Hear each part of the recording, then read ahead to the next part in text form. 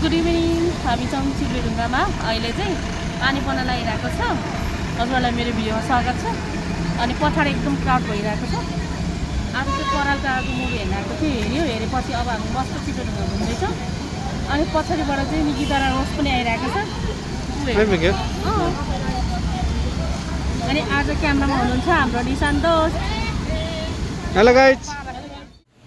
Hello Nishant. उहाँ हुनुहुन्छ Nishant. Okay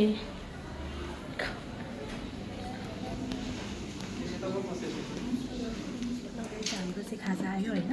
अनि यो चाहिँ के भन्छ अरे त्यसलाई बफ मोमो बफ ड्राई मिक्स होइन।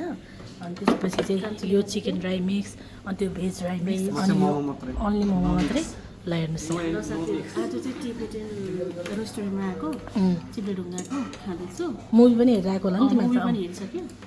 अब चाहिँ हामी खाजा खान्छौँ। चाउमिन। ओके गाइज, मैले पनि खाएँ।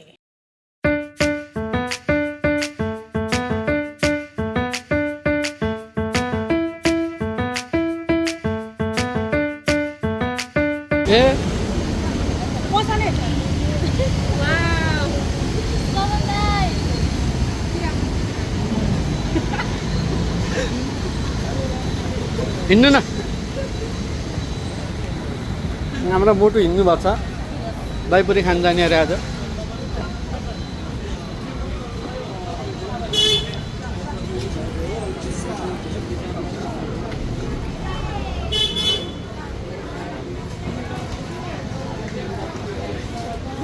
मान्छे प्याक छ क्या आज।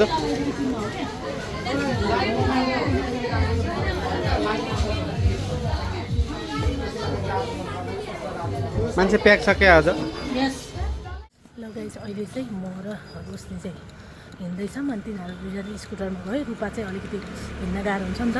अनि हाम्रो चिया खाने स्टेसन जुन चाहिँ हामीलाई यत्रो पोखराभरिमा चाहिँ सबै ठाउँमा चिया खायो नि चाह्यो, तर हामीलाई चाहिँ योवाला चिया मन पऱ्यो कि है, फुलदाईवाला चिया एकदम मन पर्थ्यो।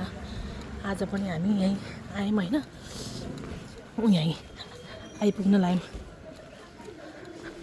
गाइस जहिले पनि यहाँ आउँदाखेरि पानी पर्छ। अब हेरौँ आज के हुन्छ। यी गाइस हामी ल आए अझै यस्तो अरे रोशनीले हामीभन्दा पहिला आउँछु भनेको आएनन् भनेर भन्दै थियो। अझै रोशनीले पिटिहाल्नु। हामी चाहिँ नर्मल चिया मगाएको है, नर्मलै हो, हामीलाई पनि मनपर्ने। चिया मेरो पनि चिया।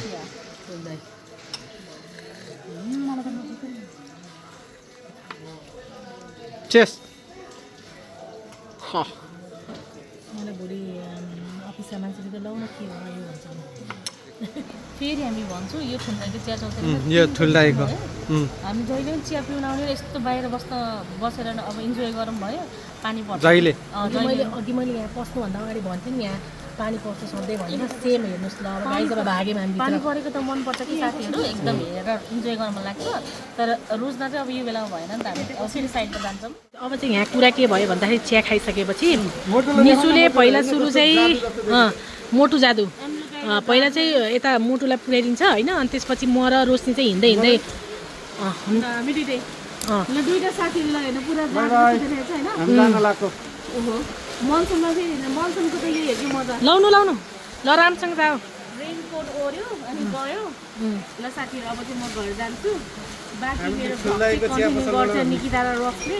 अब म चाहिँ गएँ ल बिचमा। By by. साथीहरू, हामी चाहिँ घर आइसक्यौँ। यति पानीमा रुझ्यो। मलाई चाहिँ निशान्त दोस्तले ड्रप गरिदिनु भएको। रेनकोट लाएर आएको त हजुरहरूले देखिसक्नु भएको थियो। अनि बिचमा चाहिँ हामीले सुट गर्न मिलेन, यति ठुलो पानी परेको भएर। हामी 4 जना थियौँ है। अनि आज चाहिँ हामी गएको थियौँ नेपाली फिल्म हेर्न, परालको आगो। यस्तो राम्रो लाग्यो मलाई चाहिँ यो फिल्म। सानोमा नै हेरेको थिएँ। पहिलाको चाहिँ ब्ल्याक एन्ड व्हाइटमै थियो होला आई थिङ्क। त्यो पनि यस्तो राम्रो लागेको थियो, तर कति त्यो स्टोरी त भुलेँ होइन। तर आज चाहिँ अब मजाले क्वालिटीमा हेर्न पाएको नि त, त्यो पनि रङ्गिनमा। यस्तो राम्रो लाग्यो मलाई। आफूलाई मनपर्ने कलाकारहरू है, राम्रो थियो।